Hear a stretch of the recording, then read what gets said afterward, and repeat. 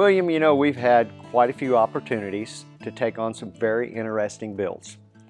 We don't run from projects here, we usually run into them. Today's another good example of a project that we kind of ran into.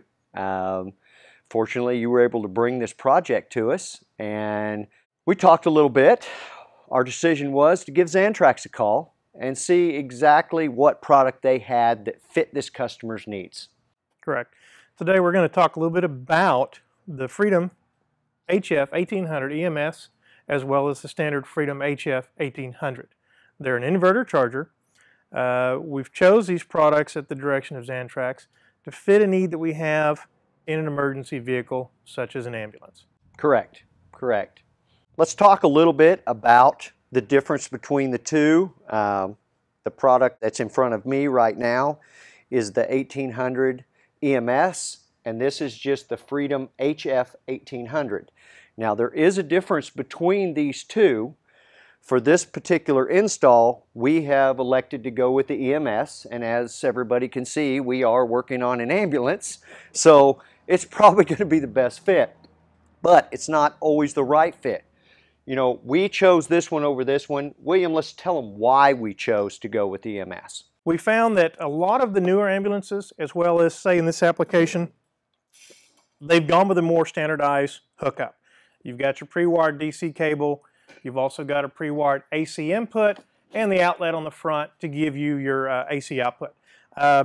This particular model has also been set up to incorporate a few little features that are handy in the emergency vehicle operation, as well as ignition lockout, making it when you turn the key off, it'll turn it off without running down the batteries.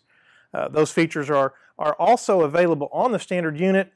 They're not set up from the factory for it. So is there a considerable price difference between the two units, William? There's a little bit of a price difference in the units. It's only about, if my memory is correct, about $100 difference.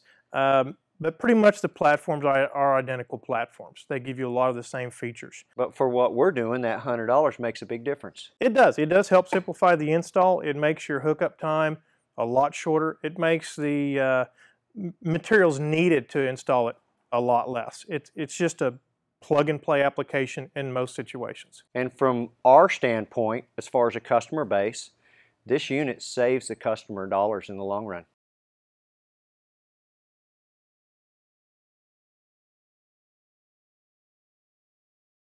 Well, like we talked about a minute ago, this one is already pre-wired with DC cable hookup. This is common in a lot of the newer ambulances. However, in some of the older style ambulances and other vehicles, they use a smaller version of the DC quick disconnect. This one, normally on the platform, they have the control panel mounted in the front. This one, they've already put the hookups for the ignition lockout. You've got the quick connect for the communication cable, which we're going to route to this. So you get your inverter, your quick disconnects for AC and DC, they're already wired, your extension cable, the trim plate and the remote control panel, so it can be mounted up on an action center in an ambulance, making it easier to turn it on and off, check status, and just see what it's doing. They do include a few extra little items. If you choose to do away with the GFI outlet on the front, they do send you a block-out plate with a stress relief connector. That way you can go ahead and wire it up, keep it more or less to code. Well, it looks like everything we need to put this thing together comes right in the box. It sure does.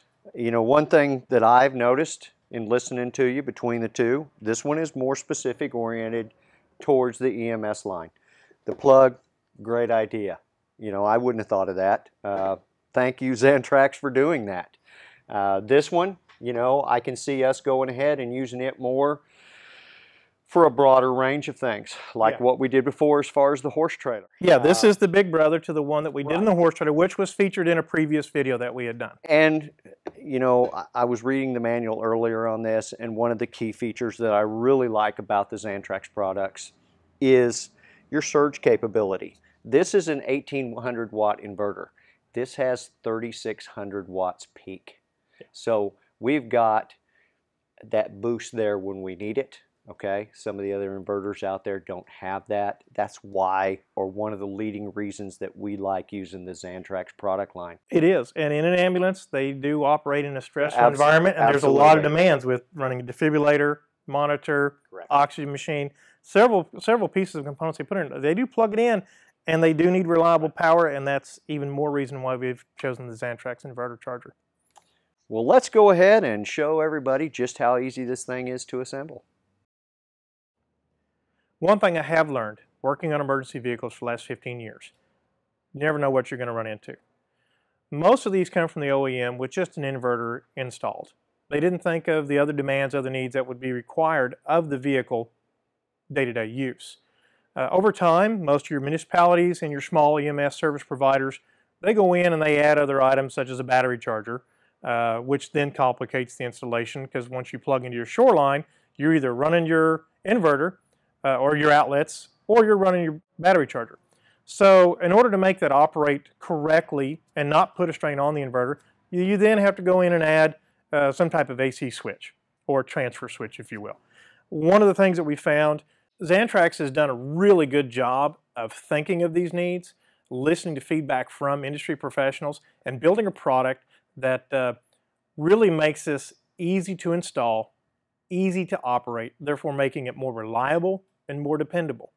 Now with the HF 1800 EMS model, they took it one step further and they set the platform up to make it literally a plug and play depending on if your vehicle's pre-wired for it altogether. They have incorporated the inverter. They have incorporated the charger. They've also incorporated the AC switching. Takes most of this stuff out of the game plan, therefore saving you money, saving us time on the installation, and making the product just a much more well-rounded product to begin with.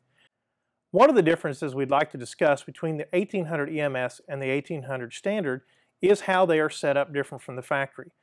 We've already gone over some of the features and how they've laid out the 1800 EMS model, but if we want to take a look at the 1800 itself, this is what it looks like when it comes out of the box. Your control panel is already mounted inside, and as you can see, they've got a pretty clean front. They've already added the AC inputs where you can do a hard wire with both Romex, whatever style AC wiring that's involved, as well as if you want to do a hardwire output, you can use the port here. You've got the GFI plug just like on the EMS. It will also remove and allow you to put a plug plate in for a hard wire. But it does give you more functionality, more of a universal application, say in a camper RV, as we did previously on our horse trailer. But when you want to install this one in, if you want to set up the ignition lock or remove the cable, take the screws out. This control panel will remove. Once you have the control panel out, there would be a short cord connecting it. We'll remove this side compartment here. You would then plug in your extension cord or communication cable to this port. You do have the ability to set up an ignition lock, but it is concealed. You then have a cover plate that they send, and I've seemed to misplace it. You'd have your cord coming out.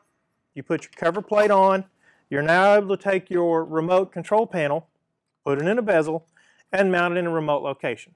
This is real similar and real close to what we did on this previous video for the horse trailer when we did the 1055 HF. We've seen with most OEMs, they manufacture these ambulances and they just install an inverter. It can be from a regular garden variety inverter up to a high quality name brand inverter. Once the ambulances are put into service, most of the maintenance crews then, at the request of say paramedics or EMTs, find themselves installing a battery charger. And again, it could be from a simple battery charger on up to the high-end name brand dual bank, so the cost can get quite up there. Once you've added that second component, the battery charger, once you plug into your Shoreline, you got a dilemma that's created. You've got to be able to keep from backfeeding the Shoreline AC into the outputs, AC outputs of the inverter. So then that requires going in and adding a transfer switch. Most transfer switches run anywhere from about $150 on up, depending on the brand and the features into it, whether it's got surge guard, time delay.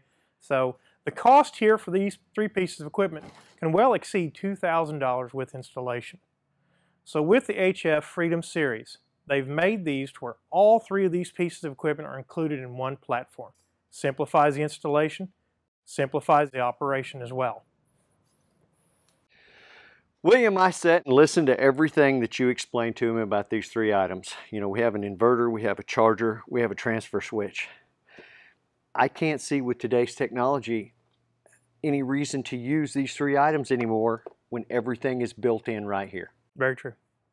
Let's put this thing in and show them just how well it works. I'm ready. Let's okay. go.